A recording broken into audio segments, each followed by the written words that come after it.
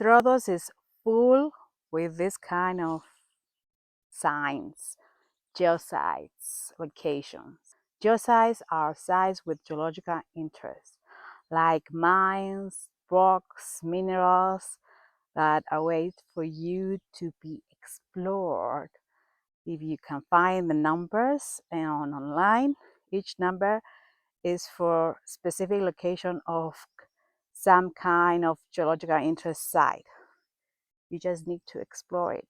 Troodos Geopark is such an important heritage we have in Cyprus, and it's a shame that we don't know much about it.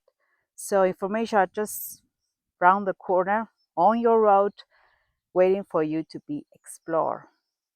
This is number 47 and I'm going now to explore it.